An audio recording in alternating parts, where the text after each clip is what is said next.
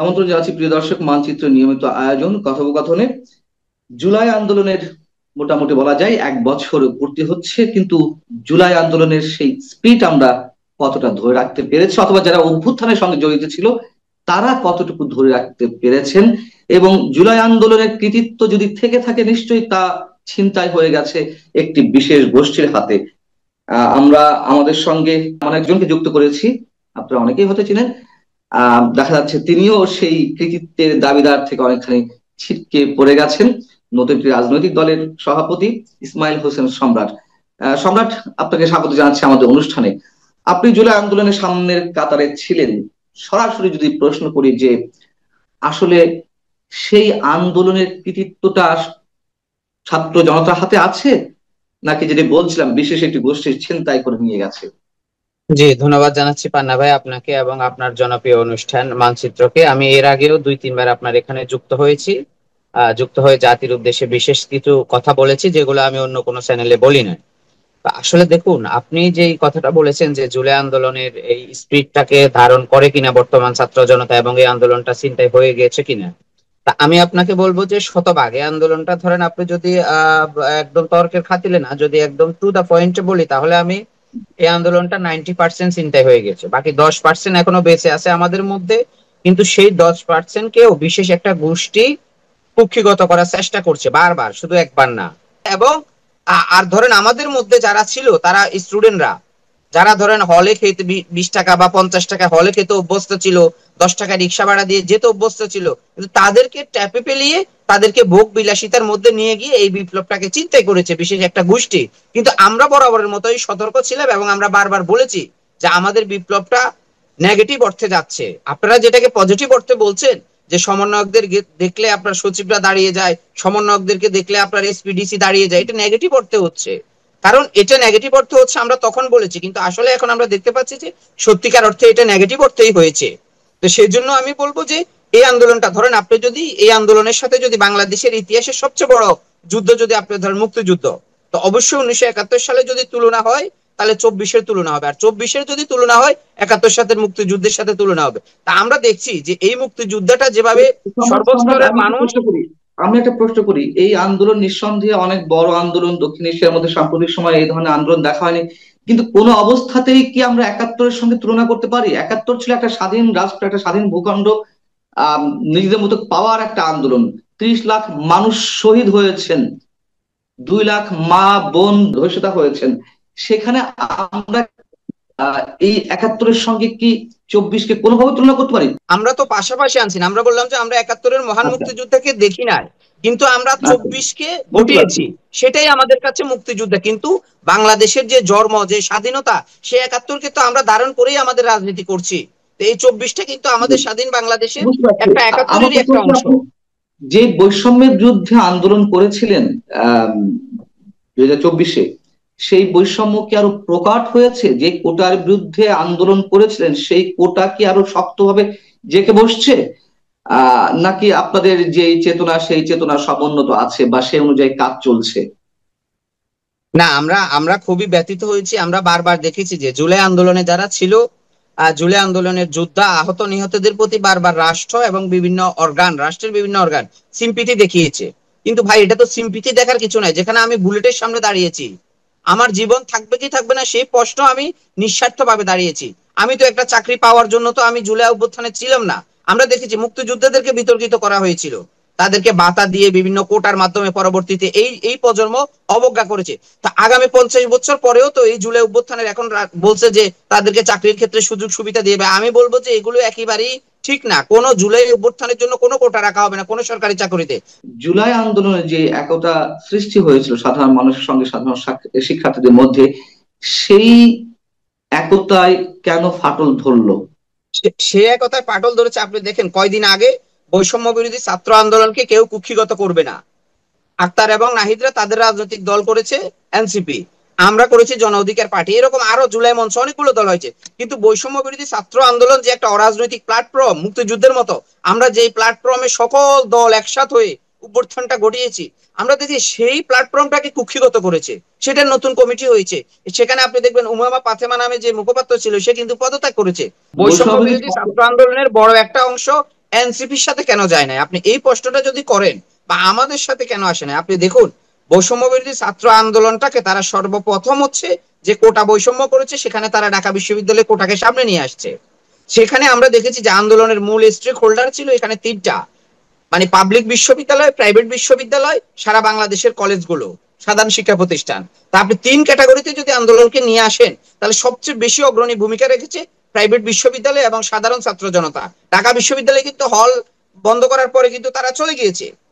আপনি ঢাকার এমন কোন স্পোর্ট দেখাতে পারবেন না যে স্পোর্টটা ঢাকা বিশ্ববিদ্যালয়ের দখলে ছিল। আমি একটু কারণটা জানতে চাই, কেন তারা এগুলো করলো? মানে এখানে কি এই এই স্বার্থের কারণটা দ্বন্দ্ব, হচ্ছে এই গোষ্ঠীগত কারণটা দ্বন্দ্ব? হচ্ছে তারা তারা একটা সিন্ডিকেট করে ফেলছে, যে এই সিন্ডিকেটের সাথে যে মিলবে, যে তাদের কথা শুনে জিহুজুর জিহুজুর করবে, তারাই শুধুমাত্র থাকবে। সত্যিকার অর্থে তাদের সাথে যারা বিরোধ করবে, যারা বিপ্লবী, তাদের কথার সাথে দ্বিমত হবে, তাদেরকে তারা আস্তে আস্তে করে চাইট করে দিয়েছে, তাদেরকে কর্নার করে দিয়েছে সত্যিকার অর্থে বিপ্লবীদেরকে। আপনি দেখুন অনেকবার কিন্তু তাদের অফিসে মারামারি হয়েছে, অনেকবার তাদের অফিসে ধস্তাধস্তি, তারা বিভিন্ন জায়গায় লিফলেট বিতরণ করতে গেছে, সেখানে মানুষ, সেখানে সাধারণ শিক্ষার্থীরা ক্ষুব্ধ হয়ে তাদের উপর হামলা করেছে। এই জায়গাগুলো সৃষ্টি কারা করেছে? আপনি সেখানে যদি দেখেন তিনজন উপদেষ্টা হয়েছে, তিনজনই ঢাকা বিশ্ববিদ্যালয় থেকে হয়েছে। কেন প্রাইভেট বিশ্ববিদ্যালয় থেকে একজন নেওয়া যেত না? অন্যান্য বিশ্ববিদ্যালয় থেকে নেওয়া যেত না? এনসিপির প্রধান যে দায়িত্ব আপনি যদি ধরেন, তাদের প্রধান 4-5 জন সবাই ঢাকা বিশ্ববিদ্যালয়ের, এটা কেন হবে? তারপরে গণতান্ত্রিক ছাত্র আন্দোলনের নেতৃত্বে, মূল নেতৃত্বে ঢাকা বিশ্ববিদ্যালয়। বৈষম্য বিরোধী ছাত্র আন্দোলনের এখন যে কমিটি করছে সেটাও তারা তারা অর্থাৎ তারা ওই রসুনের মানে ছোট ছোট ইয়ের মতো, মানে মাথাটা হচ্ছে এক, কিন্তু তারা বিভিন্ন ভাবে ডিভাইডেশন বোঝায়, তাদেরই লোক দিয়ে তারা বিভিন্ন ভাবে লাস্ট সর্বশেষ তারা জাতির সাথে যে পোষণ করেছে বৈষম্য বিরোধী ছাত্র আন্দোলনের এই ব্যানারটাকে জোরপূর্বক দখল করে। এটা আমি মনে করি যে বাংলাদেশের মানুষের সাথে তারা বরাবরের মতো গাদ্দারি করেছে, সরকারের সকল সুযোগ সুবিধা ব্যবহার করে। আর এগুলো করছে শুধুমাত্র তারা আসিফের শক্তিতে। এই আসিফ মাহমুদই তাদেরকে দিয়ে এগুলো করাচ্ছে, যে তারা তো সরকারের বড় একটা অংশ এখন, সুতরাং তারা তো সরকারি দল, তাদের বিরুদ্ধে ওইভাবে সাধারণ শিক্ষার্থীরা কেউ কিছু বলছে না। এটা আমি মনে করি একটা সময় তারা ইতিহাসের কাছে জবাবদিহি করতে হবে। আপনি দেখবেন এই বৈষম্যর বিরুদ্ধে আমরা আন্দোলন করেছি, কিন্তু এনসিপি বৈষম্য করছে। জুলাই আগস্ট বললেই এনসিপির নাম সামনে চলে আসবে। কেন রে ভাই? একটা দলের নাম কেন সামনে আসতে হবে? একটা ব্যক্তির নাম কেন আসতে হবে? এই সত্যিকার অর্থে মাহফুজকে, ডক্টর মোহাম্মদ ইউনূস আমাদের সর্বজন স্বীকৃত, তিনি যা করেছে, তিনি আমি মনে করবো এটা ভুল করেছে, অথবা তাকে ভুল বোঝানো হয়েছে। যে মাহফুজ আলমকে যে মাস্টার মাইন্ড বলে তিনি যে ভুল করেছে, তখন থেকেই কিন্তু আন্দোলনের মাস্টার মাইন্ড শব্দটা চলে আসছে। আম, আমি যে সরাসরি প্রশ্ন করি সম্রাট, এই 1 বছরে কতটুকু আপনাদের কাঙ্ক্ষিত বাংলাদেশ পেয়েছেন, বা পরিবর্তিত বাংলাদেশ আসলেই আপনাদের আকাঙ্ক্ষা অনুযায়ী হাঁটছে কিনা? সত্যিকার অর্থে ধরেন এই 1 বছর হয়ে গেল, 1 বছরে বাংলাদেশের মানুষ কি পেল এই সরকার থেকে? আমরা দেখেছি যে 3 মাসের সরকার, 111-এর সরকারের সময় আপনি তো দেখেছেন যে মানুষ কিভাবে 2 বছর পার করেছিল। সরকারের একটা নিয়ন্ত্রণ ছিল রাষ্ট্রের প্রতিটা অর্গানের মধ্যে, কিন্তু আমরা দেখতে পাচ্ছি যে এই সরকারের রাষ্ট্রের প্রতিটা অর্গানের প্রতি নিয়ন্ত্রণ নেই। তো এটাই হচ্ছে একটা দুর্বল সরকারের ধরেন আপনার পরিচয় বহন করে। সচিবালয় নিয়ন্ত্রণ নেই, পুলিশের মধ্যে নিয়ন্ত্রণ নেই, র্যাবের মধ্যে নিয়ন্ত্রণ নেই, রাষ্ট্রের কোথায় নিয়ন্ত্রণ আছে এই সরকারের? কোথাও নিয়ন্ত্রণ নেই। অর্থাৎ উপদেষ্টারাই ওয়াকিবহাল না তার মন্ত্রণালয়ে কি হচ্ছে। তা আমি তো আপনাকে একদম এক চ্যালেঞ্জ ছুড়ে বলবো যে বাংলাদেশের ইতিহাসে স্বাধীনতার পরে সবচেয়ে দুর্বল ক্যাবিনেট হচ্ছে এই ক্যাবিনেট, ডক্টর মোহাম্মদ ইউনূসের ক্যাবিনেট। অর্থাৎ প্রধান কি করা উচিত উপদেষ্টা আপনার না, মতে? আমি ক্যাবিনেটের কথা বললাম, সবচেয়ে দুর্বল ক্যাবিনেট। তাহলে কি করা উচিত আপনার মতে এই এখন মুহূর্তে? ধরেন আমি মনে করব যে সত্যিকার অর্থে আমাদের প্রধান উপদেষ্টা প্রত্যেকটা রাজনৈতিক দলকে নিয়ে এই মুহূর্তে যদি বাংলাদেশের জন্য তিনি ভালো কিছু চান, যদি তিনি আগামী দিনে যদি বিতর্কিত না হতে চান, তাহলে তার নির্বাচনের পথে হাঁটা ছাড়া বিকল্প কোনো ওয়ে নাই, একেবারেই না। এটা যদি ধরেন চলমান থাকে, তাহলে এই এই সরকার বিতর্কিত হবে, আপনি একেবারে নিশ্চিত থাকেন, এবং নির্বাচনের জন্য হয়তো বাংলাদেশে আবার একটা আন্দোলন হবে। আমি এটা আপনার আপনাকে একেবারে দায়িত্ব নিয়ে বলতেছি। কারণ আন্দোলন কি বাংলাদেশের সত্যি মানুষ এখন হয়েছে? নির্বাচনমুখী, রাজনৈতিক দলগুলো নির্বাচনমুখী। পরপর 3টা জাতীয় নির্বাচন বিনা ভোটে হয়েছে। বাংলাদেশের এই তরুণ প্রজন্ম এখন তাদের ভোট দিতে চায়। আরেকটা বিষয়, নির্বাচনকে দূরে সরানোর জন্য 2টা ক্রাইটেরিয়াকে সামনে নিয়ে আসা হয়েছিল।